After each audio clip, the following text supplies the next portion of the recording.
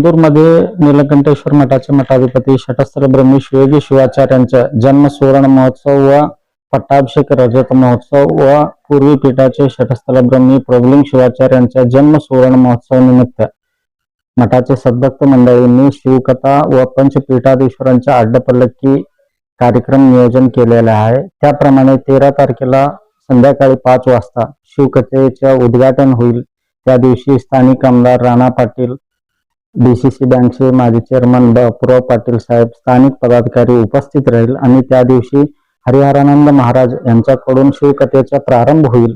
त्याच्यानंतर 15 तारखेला श्रीशैल पीठाचे जगद्गुरू यांच्या अड्डपल्लकी महोत्सव व धर्मसभा होईल। त्याच्यानंतर कार्यक्रमाचा मोठा कार्यक्रम म्हणजे 19ला दुपारी 4 वाजता पंचपीठाधीश्वरांचा भव्य असा अड्डपल्लकी महोत्सव औंदूरमध्ये होणार आहे। त्याच्यानंतर धर्मसभे आणि धार्मिक कार्यक्रम होणार आहे। त्याच्यानंतर शेवट दिवशी म्हणजे 20 तारखेला सकाळी 7 वाजता शिवयोगी शिवाचार्यांचा मंगल स्नान, हरिद्रा लेपन, होम हवनादी कार्यक्रम त्या दिवशी होणार आहे। ह्या सर्व कार्यक्रमाला जगद्गुरूंच्या उपस्थिती राहणार आहे। त्याच्यानंतर सकाळी 10 वाजता धर्मसभेला उद्घाटन होईल। त्याच्यानंतर जन्मगाव किंवा परिसरातले सुवासिनींच्या ओटी भरणीचा कार्यक्रम व धर्मसभा होईल। असा हे कार्यक्रम औंदूर गावातले पंच कमिटी किंवा कार्यक्रम समितीनं हे कार्यक्रम योजन केलेला आहे। हे सर्व कार्यक्रम 8 दिवस होत असताना निरंतर दासोह औंदूरमध्ये चालू असणार आहे।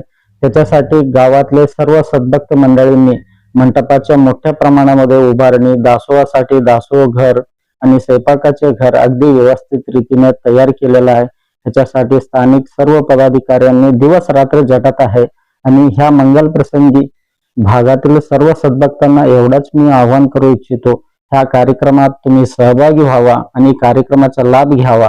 आणि कार्यक्रमाचे मूल ध्येय आणि उद्देश हेच आहे की आपल्या पिढीला किंवा येणाऱ्या पिढीला संस्कार, अध्यात्म व धर्माची माहिती व्हावं म्हणून एवढा कार्यक्रम मोठ्या प्रमाणामध्ये योजन घेतलेला आहे। तरी सर्व सद्भक्तांनी ह्याचा पूर्णपणे लाभ घ्यावा म्हणून ही कमिटीच्या वतीने विनंती करत आहे।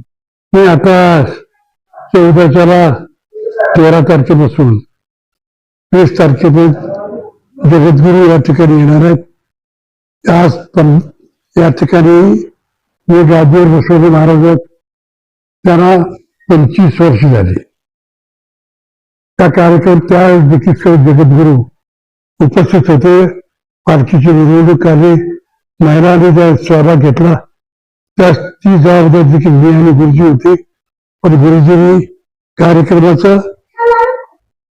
मुख्य कार्यक्रम तुम्हीच राहा, मी कशाला तुम्ही करा, नाही तुम्हीच पाहिजे, तुम्ही असल्याशिवाय होत नाही।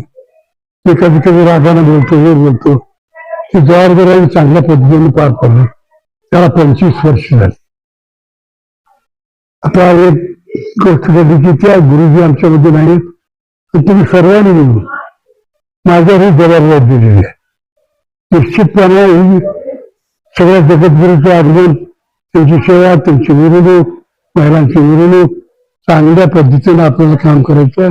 हे 7 दिवस जेवणाचा कार्यक्रम, ते त्याला प्रसाद देऊन तुम्ही आलेला माणूस प्रसाद घेऊन जावा, अशा प्रकारची व्यवस्था केलेली आहे। हा कार्यक्रम चांगला व्हावा, तुम्ही सगळ्यांच्या सहकार्यातून कार्यक्रम आहे।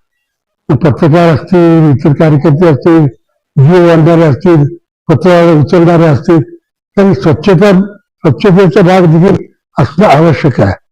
तर मी सर्वांना आवाहन करतो की आपण सर्वांनी मिळून, अध्यक्ष म्हणून मी सर्वांना आवाहन करतो की आपण सगळेजण मिळून हा कार्यक्रम चांगल्या पद्धतीने पार पाडूया। की सर्व समाजातील, नुसतं लिंगायत मराठा दलित असतील, मुस्लिम असतील, की जे सर्व समाज आहे तालुक्यामध्ये, गावामध्ये, त्या सर्व समाजाने या कार्यक्रमाचा आणि प्रसाद घेण्याचा लाभ घ्यावा।